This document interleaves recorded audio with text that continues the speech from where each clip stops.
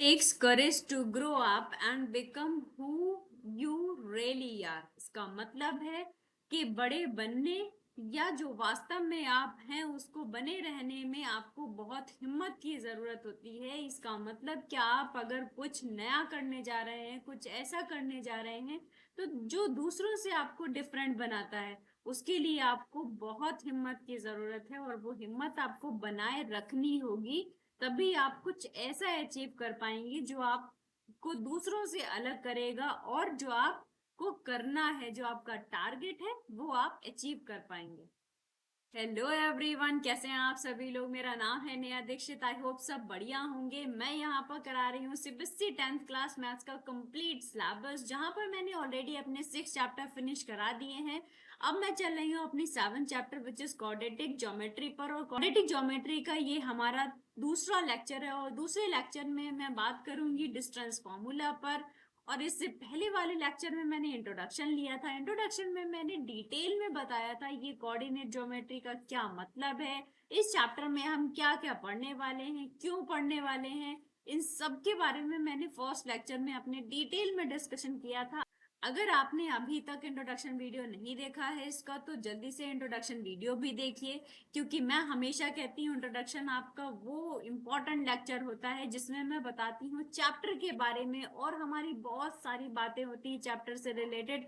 तो वो और आपको और अच्छा समझने में आपकी हेल्पफुल रहती है कि इस चैप्टर में हम एक्चुअल में पढ़ने क्या वाले हैं, क्या सीखने वाले हैं, क्या कुछ नया होने वाला है। ये सब कुछ मैं फर्स्ट क्लास में डिस्कशन करती हूँ, इसलिए बहुत इंपॉर्टेंट लेक्चर है। और अगर आप चैनल पर पहली बार आए हैं या चैनल को अभी तक आपने सब्सक्राइब नहीं किया है, तो जल्दी से चैनल को सब्सक्राइब कर लें, बेल आइकन को भी प्रेस कर लें, जिससे हमारे लेटेस्ट अपडेट आपको मिलते रहें, आपके बोर्ड एग्जाम की प्रिपरेशन में कोई देरी ना हो पाए। और मैं यहाँ पर कराऊंगी बहुत सारे प्रैक्टिस क्वेश्चंस, क्योंकि मैं हमेशा कहती हूँ मैथ्स एक प्रैक्टिस का सब्जेक्ट है और प्रैक्टिस के लिए चाहिए आपको बहुत सारे क्वेश्चंस। तो सब कुछ मैं यहाँ पर कराने वाली हूँ, बिल्कुल टेंशन लेने की जरूरत नहीं है। बस आप पढ़ते रहिए और बढ़ते रहिए। हमेशा की तरह मैं बता दूं क्या क्या टॉपिक हमने इस चैप्टर में डिस्कशन कर लिए हैं। पहला जो हमारा क्लास हो चुका है जिसमें हमने बताया था इंट्रोडक्शन, कि कैसे हमें समझना है कि क्या होता है क्वाड्रेटिक ज्योमेट्री, कैसे हमें इंट्रोड्यूस करना है उसको, कैसे हमें उसको समझना है, कैसे हमें क्वेश्चंस करने हैं, क्या क्या कॉन्सेप्ट हमारे इस चैप्टर में है जो हम पढ़ने वाले हैं, इंपॉर्टेंट क्या है हमारे बोर्ड एग्जाम के लिए। ये सब कुछ मैंने अपने फर्स्ट क्लास इंट्रोडक्शन क्लास में बताया था। आज की हमारी क्लास में जहां पर हम बात करेंगे अपने डिस्टेंस फॉर्मूला, कोऑर्डिनेट को देखते हुए डिस्टेंस फॉर्मूला को कैसे प्रूव करेंगे, प्रूफ भी देखेंगे साथ से और क्वेश्चंस भी देखेंगे कि डिस्टेंस फॉर्मूला पे हमारे क्वेश्चंस कैसे बनते हैं और कैसे हमें अपने कॉन्सेप्ट को समझकर क्वेश्चन को अंडरस्टैंड करना है। ये सब कुछ हम आज की क्लास में देखने वाले हैं। इसके बाद हमारी क्लास में होगा सेक्शन फॉर्मूला और एंड देन हमारे क्वेश्चंस। राइट, ओके, तो चलिए शुरू करते हैं हमारी आज की इंपॉर्टेंट क्लास।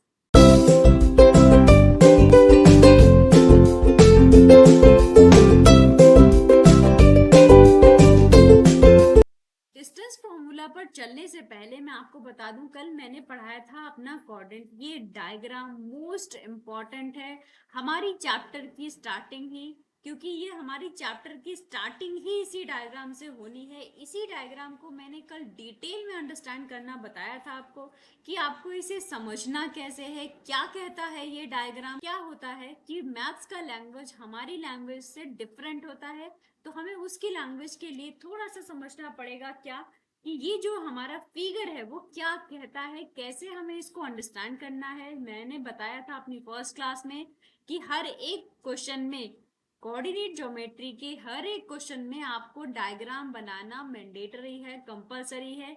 क्या इसके कोई मार्क्स कटते हैं? इसके कोई मार्क्स नहीं कटेंगे, लेकिन आपको ये डायग्राम बनाने से क्वेश्चन को अंडरस्टैंड करने में बहुत इजी होगा, क्वेश्चन को सोल्यूशन करने में भी बहुत इजी होगा। और साथ के साथ जो चेक कर रहा होगा, दैट मीन्स आपका एग्जामिनर, जो भी आपकी कॉपी चेक करेगा, उसको बहुत अच्छे से समझ आ जाएगा कि हाँ, बच्चे को नॉलेज है इस चैप्टर के बारे में, इस क्वेश्चन के बारे में। तो ये अच्छा इम्पैक्ट होता है एक एग्जामिनर के ऊपर। कि देखिए क्या होता है ना, जब हम आपस में जैसे 1 to 1 हम बात कर रहे हैं या कोई टीचर बच्चों को पढ़ा रहा है ऑफलाइन कोचिंग में, तो हम बात कर रहे होते हैं और हम बात करते हैं, हमें ये पता होता है क्योंकि मैं एक क्लास में, सपोज दैट मैं एक टीचर हूँ एक क्लास में, 10th क्लास में मैं 50 स्टूडेंट को पढ़ा रही हूँ और अप्रोक्स मुझे पढ़ाते हुए 6 मंथ्स हो गया है। तो मैं वहां पर बैठे उस क्लास में सभी बच्चों को बहुत अच्छे से अंडरस्टैंड कर लूंगी कि कौन सा बच्चा कैसा है, कैसा पढ़ने में है, कैसी उसकी हैंड राइटिंग है, क्या वो शब्दों का यूज करता है जब वो सोल्यूशन करता है, क्या उसमें प्रॉब्लम आती है, क्या मुझे कुछ वो कुछ ऐसा होता नहीं कि हम कहना कुछ और चाहते हैं, दैट मीन्स हम एक्सप्रेस नहीं कर पाते हैं जो एग्जैक्ट हम कहना चाहते हैं। तो वो भी मैम या सर जो आपको पढ़ा रहे होते हैं बहुत दिनों से, वो समझ जाते हैं कि बच्चा ये कहना चाहता है बट वो कह नहीं पा रहा है, तो वो उस समझ से भी, क्योंकि उसको आता है, ये समझ के भी वो अंडरस्टैंड कर लेते हैं कि हाँ बच्चे को आता है। जब हम बोर्ड एग्जाम लिख रहे होते हैं तो जो हमारी कॉपी चेक होने के लिए जाती है जिस भी टीचर्स के पास, तो वहां पर वो टीचर्स हमें नहीं जानता, पर्सनली हमको नहीं जानता। तो हम क्या करते हैं, हमारे पास एक ही वे होता है। ऐसे क्या होता है, मतलब अभी ऑफलाइन अगर हम पढ़ रहे हो तो हमारे पास कोई बच्चा आएगा, मुझे समझ नहीं आया उसकी कॉपी पे क्या लिखा है, तो मैं पूछ लूंगी कि ये क्या लिखा है बेटा आपने, तो वो बता देगा। तो हो सकता है मुझे तब समझ में नहीं आया, उसके बताने से समझ आ जाए। तो ये हो गया ना। लेकिन जब बोर्ड एग्जाम के लिए हमारी कॉपी चेक होने के लिए जाती है तो उस एग्जामिनर के पास, उस टीचर्स के पास, उन टीचर्स के पास भी एक ही तरीका होता है कि वो आपके क्वेश्चन का सोल्यूशन आपकी कॉपी देखकर से समझ जाए। और दूसरा तरीका नहीं होता क्योंकि वो आपको इंडिविजुअल नहीं जानते हैं, राइट। तो आपके पास भी एक ही तरीका है कि उन टीचर्स को आपको बताना है इतने अच्छे से कि आपको क्वेश्चन का सोल्यूशन इतना परफेक्टली होना चाहिए, वो समझ जाए कि हाँ आपको इस क्वेश्चन की नॉलेज है, आपको ये क्वेश्चन आता है, आपने अच्छे से अंडरस्टैंड किया। इसीलिए तो कहते हैं बार बार बोर्ड एग्जाम के लिए, जब भी आप देखोगे कभी टीचर्स हमेशा कहते हैं, मैं भी हमेशा ये कहती हूँ कि जब भी आप बोर्ड एग्जाम को कॉपी में लिखें, कोई भी सब्जेक्ट हो, मैथ सब्जेक्ट हो या कोई अदर सब्जेक्ट हो, तो उनको अच्छे से लिखना है।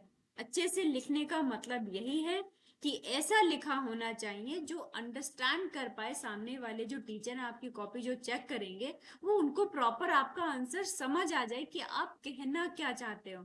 इसका मतलब है आपका सोल्यूशन समझ आ गया तो वो चेक कर देंगे। सपोज दैट आपने सोल्यूशन ठीक किया है बट आपने कुछ ऐसा कर दिया, कुछ कटिंग कर दिया है, कुछ प्रॉपर वे में नहीं लिखा है, तो उनको समझ नहीं आएगा। और समझ नहीं आएगा तो क्या होगा, प्रॉब्लम क्रिएट होगी भाई। वो भी कहीं ना कहीं इस बात के लिए रिस्पॉन्सिबल नहीं हो पाएंगे कि आपने उन्होंने आपको नंबर नहीं दिए। क्यों?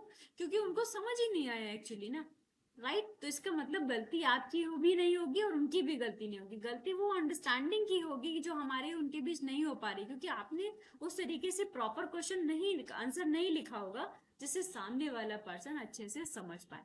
तो इसीलिए मैं कहती हूँ जब भी आप लिखेंगे तो प्रॉपर उसको समझ में आए। ये जो चैप्टर है इसमें आप जब डायग्राम बनाते हैं तो आपके पास दो तरीके हो जाते हैं, एक तो आप क्वेश्चन का सलूशन करेंगे, दूसरा आप डायग्राम बनाएंगे। तो क्वेश्चन को, तो जो एग्जामिनर होगा, जो टीचर चेक कर रहा होगा आपकी कॉपी, उसको समझ आ रहा होगा कि अच्छा बच्चे को प्रॉपर नॉलेज है। और इससे आपको भी फायदा है कि आपका क्वेश्चन का सोल्यूशन अच्छे से हो जाएगा और आप उसमें गलती होने के चांसेस भी कम हो जाएंगे। ओके। तो ये मैंने बताया था, ये कोऑर्डिनेट है, इसमें एक एक्स एक्सिस होता है और वाई एक्सिस होता है।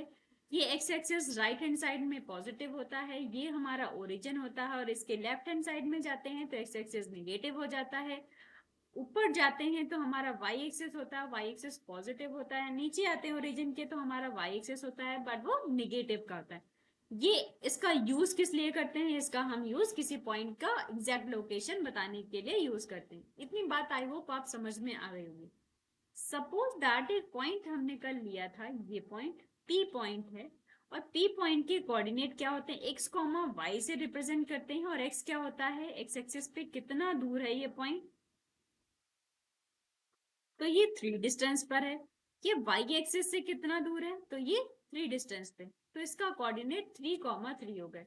अब मैं पूछूं कि ये डिस्टेंस क्या होगी, मतलब ओपी क्या होगी। आपको पता है, आपने पी ये फाइंड कर ली, मतलब ये एक्स एक्सिस पर जो डिस्टेंस है वो 3 है, वाई एक्सिस पर जो डिस्टेंस चली है इस पॉइंट है वो 3 है, तो 3,3 आपको पॉइंट मिल गया। अगर आपको ओपी डिस्टेंस फाइंड करनी है, आपको ओपी डिस्टेंस कैसे फाइंड आउट करनी है, इसी को कहते हैं हमारा डिस्टेंस फॉर्मूला और ये डिस्टेंस ही फाइंड करने के लिए हम डिस्टेंस फॉर्मूला का यूज करते हैं। तो कैसे यूज करते हैं उसको पढ़ने से पहले एक चीज और आपको पढ़नी है, वो क्या है, वो ये है y इक्वल टू 0 का, ये छोटी छोटी इंफॉर्मेशन है वो आपको पता होनी चाहिए, ठीक है। इंफॉर्मेशन क्या है कि y इक्वल टू 0 एक ऐसी लाइन की इक्वेशन है। किस लाइन की इक्वेशन है, मैंने पढ़ाया है आपको linear equation in two variable में। क्या, एक हमारा टू वेरिएबल की इक्वेशन होती है जिसको हम कहते हैं ax plus B Y plus C equal to 0, right. ये टू वेरिएबल की लीनियर इक्वेशन थी। इसको हमने जब हम ग्राफ में रिप्रेजेंट कर रहे थे तो एक स्ट्रेट लाइन मिल रही, राइट। अभी हमारे पास y इक्वल टू 0 एक स्ट्रेट लाइन की इक्वेशन है। आपसे पूछेगा कि ये जो हमारा कोऑर्डिनेट है इसमें कहां पर हमारी y इक्वल टू 0 वाली लाइन होगी। तो हमेशा याद रखेंगे y इक्वल टू 0 वाली लाइन का नाम होता है x एक्सिस। और एक चीज और ध्यान रखेंगे, क्या, एक्सिस का मतलब है AXIS का मतलब होता है एक एक्सिस।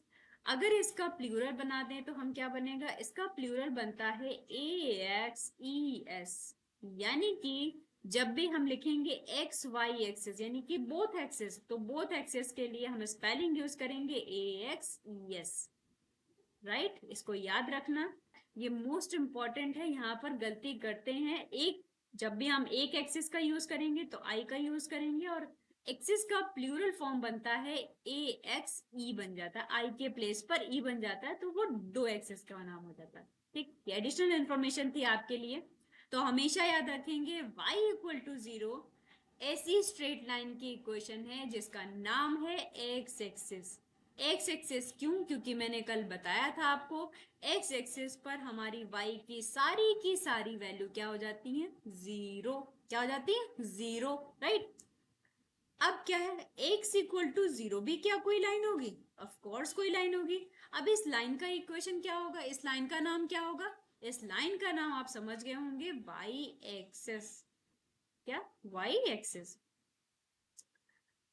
तो हमेशा याद रखेंगे, इसमें बहुत कंफ्यूजन होते हैं बच्चे, बहुत कंफ्यूज होते हैं बच्चे। क्या करना है, जब भी y इक्वल टू 0 की y इक्वल टू 0 वाली लाइन पूछता है तो हमेशा y एक्सिस बता देते हैं क्योंकि y दिख रहा है इसलिए। नहीं, आपको याद रखना है x एक्सिस पर y की सारी वैल्यू 0 होती हैं, इसीलिए y इक्वल टू 0 वाली जो लाइन है उसका नाम होता है x axis. X Y axis पर x की सारी वैल्यू 0 होती हैं, इसीलिए हम कहते हैं x इक्वल टू 0 वाली लाइन का नाम y एक्सिस। ये मोस्ट इंपॉर्टेंट है, आपको याद रखना है। ये रिवर्स में भी क्वेश्चन पूछ सकता है, क्या, कि y एक्सिस लाइन की इक्वेशन क्या होगी, आप कहोगे x equal to 0। x axis line की इक्वेशन क्या होगी, तो आप कहोगे y equal to 0। I hope आपको ये बात समझ आ गई होगी। अब चलते हैं वापस अपनी पॉइंट पर। क्या पॉइंट है हमारा, कि ओपी डिस्टेंस फाइंड करनी है। कैसे फाइंड करेंगे, यहाँ पर हमारा कोई पी पॉइंट है जिसके कोऑर्डिनेट क्या हो जाएंगे, अभी अभी मैंने आपको बताया कि ये पी पॉइंट, इसके कोऑर्डिनेट क्या होते हैं, X comma Y. X comma Y, X का मतलब होता है एक्स पर चला, एक्स पर कितनी डिस्टेंस चली है, तो कितनी डिस्टेंस चली है 4, और y पर कितनी डिस्टेंस चली है, तो 3। ये हमारे इसके कोऑर्डिनेट हो गए। तो दैट मीन्स ये जो डिस्टेंस है हमारी वो कितनी हो गई, ये डिस्टेंस हमारी हो गई 3। ये वाली जो डिस्टेंस है वो हमारी कितनी हो गई, 4, राइट। यहां से यहां तक का डिस्टेंस कितना है, 4। यहां से यहां तक का जो डिस्टेंस है वो कितना हो गया हमारा, 3। तो अब हमको पूछा जाए, या हम इसको यहां पर भी लिख सकते हैं कि ये हमारी डिस्टेंस हो गई 4, राइट। अब आप ध्यान से देखिए, अगर हमें ओपी फाइंड करना है, ओपी डिस्टेंस को, तो क्या ये हमारा राइट एंगल ट्रायंगल नहीं बन रहा है, ये परपेंडिकुलर डिस्टेंस है, तो दैट मीन्स ये राइट एंगल ट्रायंगल नहीं बन रहा है। जब ये राइट एंगल ट्रायंगल बन गया तो हम क्या इसमें पाइथागोरस नहीं यूज कर सकते, कर सकते हैं ना। तो पाइथागोरस क्या कहती है, कि पाइथागोरस कहती है कि ओपी का स्क्वायर, ओपी क्या है हमारा, हाइपोटेनियस, हाइपोटेनियस का स्क्वायर, इसका नेम कुछ दे देंगे ए, सपोज दैट ओ ए का स्क्वायर प्लस ए पी का स्क्वायर, यही तो हमारी पाइथागोरस थ्योरम है ना। अब पाइथागोरस थ्योरम के अकॉर्डिंग हमको फाइंड करना है ओपी, दैट मीन्स हाइपोटेनियस। आपको पता है OA का वैल्यू क्या है, अभी अभी हमने फाइंड किया 4, 4 का स्क्वायर प्लस AP का स्क्वायर, AP का डिस्टेंस कितना 3 स्क्वायर, दैट मीन्स 4 का स्क्वायर 16, 3 का स्क्वायर 9, टोटल 25। और ये क्या हमारा OP स्क्वायर आ गया, OP इक्वल टू आ जाएगा हमारा 25, दैट मीन्स प्लस माइनस 5। और इसको हम हमेशा प्लस में कंसीडर करेंगे क्योंकि डिस्टेंस माइनस में नहीं हो सकती इसीलिए, राइट। तो ये हमारा ओपी की डिस्टेंस आ गई 5 यूनिट, राइट। यूनिट इसलिए लिखते हैं हमेशा डिस्टेंस में, मैंने कहा कि कोई भी मेजरमेंट होता है तो हम उसको यूनिट से ही तो जस्टिफाई करते हैं। तो यूनिट पता नहीं सेंटीमीटर है कि मीटर में, हमने यहाँ पर कोई स्केल बताया नहीं आपको, तो हम उसके आगे लिख देंगे 5, इसको हम ऐसे लिख देंगे 5 यूनिट, मतलब कुछ यूनिट रही होगी, जो भी सेंटीमीटर हो सकता है या मीटर हो सकता है, राइट। ओके, अब हमको ये समझ में आ गया कि अब ओपी का डिस्टेंस कैसे फाइंड करेंगे। अब ये तो ठीक है, डायग्राम से हो गया, एक मेजर फॉर्मूला होगा ना, इसका फॉर्मूला कैसे आएगा, तो इसके फॉर्मूले पर बात चलते हैं। आपको ये समझ में आ गया कि ओपी मतलब क्या, मतलब डिस्टेंस कहाँ से कहाँ तक का निकालना है। अब आपको समझ आ जाएगा कि डिस्टेंस, अब ये तो ओरिजिन से था, ओरिजिन से डिस्टेंस हमने फाइंड कर लिया, कहीं हो सकता है कि बीच से कोई डिस्टेंस फाइंड करना हो, ओरिजिन से नहीं फाइंड करना है, तो उसको देख लेते हैं डायग्राम के थ्रू। ओके, अब डिस्टेंस फॉर्मूला को इस डायग्राम के थ्रू समझते हैं, क्या डायग्राम कह रहा है। देखो पहले तो डायग्राम को अच्छे से समझना सीखिए कि ये डायग्राम ग्राफ में बना है, तो जो डायग्राम है हमारा वो क्या कह रहा है। जब वो कहना समझ में आएगा तब हम उसको अच्छे से प्रूफ कर पाएंगे, राइट। ये आप अपनी आदत में बना लीजिए कि जैसे आप ग्राफ हो या कोऑर्डिनेट में कहीं पर भी आप पढ़ रहे हो, तो पहले उसकी जो मैथ्स की लैंग्वेज में सपोज लिखा हो, कुछ भी ऐसा लिखा हो, तो आपकी जो आदत होनी चाहिए वो उसको अंडरस्टैंड करने की होनी चाहिए, कि आपको अच्छे से समझ आ रहा है कि वो कहना क्या चाहता है, राइट। वही आपको आदत हर किसी में डालनी है, चाहे वो क्वेश्चन कर रहे हो, चाहे कोई कॉन्सेप्ट पढ़ रहे हो या कोई टॉपिक पढ़ रहे हो, कुछ भी हो, राइट। तो सबसे पहले हम डायग्राम को अच्छे से समझते हैं, अच्छे से स्टडी करते हैं इसके बारे में, फिर हम इसको देखेंगे प्रूफ कैसे करना है, राइट। अब मैं कहूं कि ये जो हमारा ए पॉइंट है, ए पॉइंट का जो कोऑर्डिनेट है वो क्या है, x1 y1। अब x1 y1 है तो दैट मीन्स क्या होगा, जो ये डिस्टेंस होगी, अगर मैं यहाँ पे, ये ओरिजिन हो गया हमारा, इस ओरिजिन से d तक का जो डिस्टेंस है वो क्या x1 नहीं होगा। सपोज दैट हमने कुछ माना है, सपोज दैट लेट किया है, यानी कि कोई x1 कोई वैल्यू होगी, कोई न्यूमेरिकल वैल्यू होगी, तो इसका मतलब है ये x1 आया है, तो x1 का मतलब ये नहीं होगा कि x एक्सिस पर जितना डिस्टेंस हम चले हैं उसका हमारा x1 होगा, राइट। और y एक्सिस पर जितना हम चले हैं तो ये हमारा पूरा क्या होगा, y होगा, यहां से y1 होगा, सॉरी, ठीक। y पर हमारा डिस्टेंस क्या होगा, y1 होगा, यानी कि ये जो डिस्टेंस यहाँ पर कह लीजिए आप या यहाँ पर कह दीजिए, वो क्या होगा, हमारा y1 होगा। अब ये जो हमारा P पॉइंट है, P पॉइंट का समझते रहिएगा ध्यान से, क्या P पॉइंट का जो कोऑर्डिनेट है वो x2 y2 है, दैट मीन्स ये x2 का मतलब है, यहां से मैं कहूं कि जो x2 होगा वो क्या होगा, वो इतना डिस्टेंस होगा, यानी कि भाई अभी हम क्या लिखते हैं, x y लिखते हैं, अभी अभी हमने 4 3 लिखा था, तो 4 क्या था, x पर जितना डिस्टेंस था, 3 क्या था, 3 हमारा y पर जितना डिस्टेंस था, सेम एज x2 क्या होगा, x एक्सिस पर, ये यहाँ पॉइंट पर जितना x एक्सिस पर ये डिस्टेंस होगा उसको हम कहेंगे x2, और यहाँ से ये वाली डिस्टेंस कितनी होगी, ये हमारी y2 होगी। इतनी बात आपको आई होप समझ आ गई होगी। डायग्राम से समझते हैं क्या, सपोज दैट यहाँ पर एक पॉइंट है, ये x एक्सिस से 2 सेंटीमीटर 2 पर है, यानी कि ये 1 होगा और ये 2 होगा, राइट। इसको ऐसे लिखते हैं, ये 1 और ये 2 पॉइंट पर, यहाँ पर ये जो है वो ये 3 है और ये हमारा 4 है, राइट। अब मैं कहूं कि ये जो है ना, यहाँ पॉइंट में इतनी डिस्टेंस आप बता दीजिए, इतनी कितनी डिस्टेंस होगी, ठीक है। यहां से आप कहोगे यहां पर हम आए तो ये डिस्टेंस हमारी 2 हो गई, यहां से, यानी कि ये क्या ओरिजिन, और ओरिजिन से हम आगे बढ़े इस लाइन पर, यानी कि इस पॉइंट पर देखा एक्स एक्सिस कहां पर कट कर रहा है, तो हम हो गया।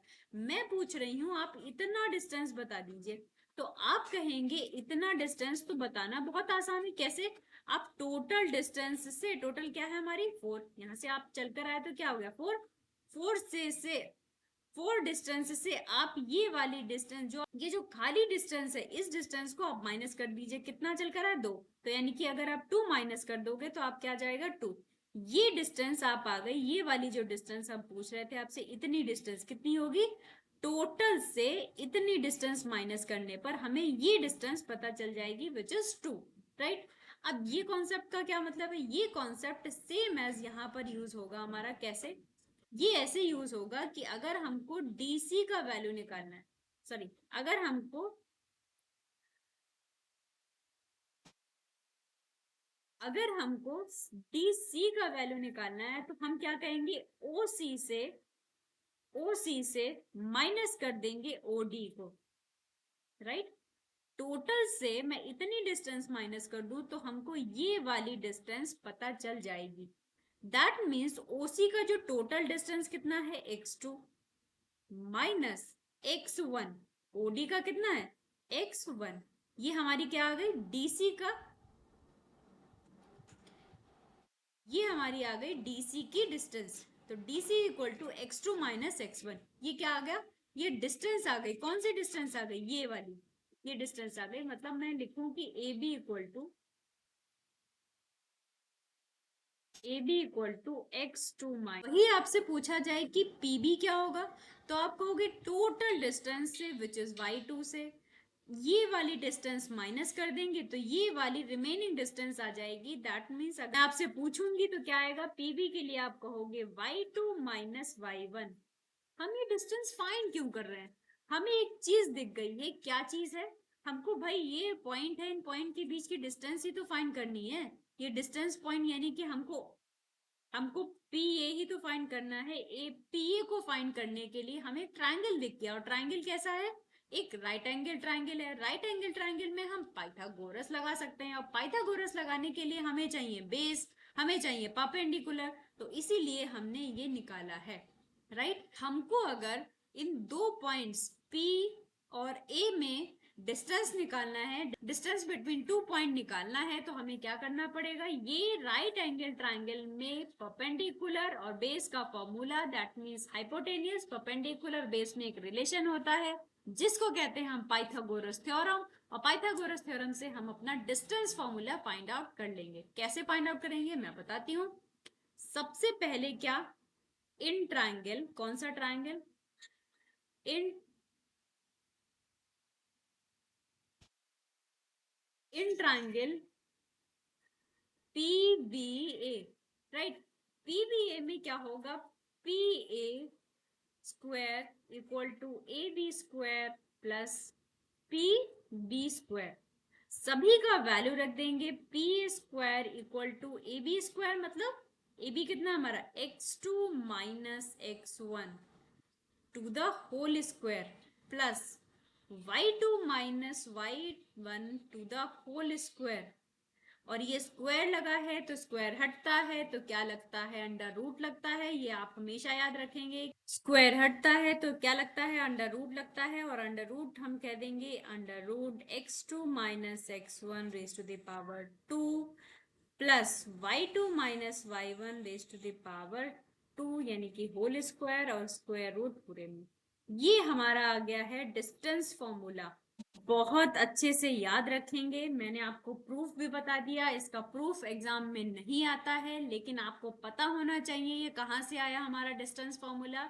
इसीलिए मैंने बस ये कराया है, एक इंफॉर्मेशन है, आपको पता चल गया। आपको ये अच्छे से याद रखना है कि कोई हमारे पास 2 पॉइंट है P और A, उनके बीच में अगर हमें डिस्टेंस फाइंड करनी है तो फॉर्मूला लगाएंगे x2 minus x2 minus x1 raise to the power 2 plus y2 minus y1 raise to the power 2 और अंडर रूट के अंदर, राइट। तो यहाँ से जो मेन कॉन्सेप्ट था डिस्टेंस फॉर्मूला निकालने का, वो कुछ नहीं था, पाइथागोरस यूज करनी थी। इसका हमने एग्जाम्पल से देखा था। बट आपको बस इतना याद रखना है कि जो ये हमें डीसी का डिस्टेंस फाइंड करना है, वो टोटल डिस्टेंस से, दैट मीन्स ओसी डिस्टेंस से ओडी को माइनस करके, यानी कि x2 हमारी टोटल डिस्टेंस थी, x2 और से ये वाली डिस्टेंस यानी कि ओडी डिस्टेंस हमारी x1 है, ये हमारी डीसी डिस्टेंस आ जाएगी। यही हमारा सेम कॉन्सेप्ट y पर डिपेंड करता है। y का कॉन्सेप्ट क्या है, y का कॉन्सेप्ट ये डिपेंड करता है y का कॉन्सेप्ट क्या है कि अगर हमको पी का डिस्टेंस फाइंड करना है, पी का डिस्टेंस फाइंड करना है, तो आप क्या करेंगे, टोटल डिस्टेंस से, टोटल डिस्टेंस क्या, पीसी डिस्टेंस से ये हमारी डी यानी कि एडी डिस्टेंस को माइनस कर देंगे। जब आप पीसी डिस्टेंस से, पीसी डिस्टेंस कितना है y2 और एडी डिस्टेंस कितना है हमारा y1, तो ये हमारी पी बी डिस्टेंस आ जाएगी, जहां पर मैंने इसको लिखकर बताया। आई होप आपको ये अच्छे से समझ आ गया होगा कि कैसे हमें डिस्टेंस फॉर्मूला पढ़ना है, कैसे आपको याद रखना है, कहाँ से डिस्टेंस फॉर्मूला आया है, ये बहुत अच्छे से आपको क्लियर हो गया होगा। अब इस पर डिपेंडेंट, क्योंकि हमने डिस्टेंस फॉर्मूला पढ़ लिया, क्या किसी पॉइंट में लग सकता है, ये हमारे P और ये 2 पॉइंट्स थे, कोई भी 2 पॉइंट होंगे, हम उन दोनों पॉइंट्स के बीच में डिस्टेंस फॉर्मूला यूज कर सकते हैं, राइट। बस हमको कोऑर्डिनेट पता होने चाहिए उनके।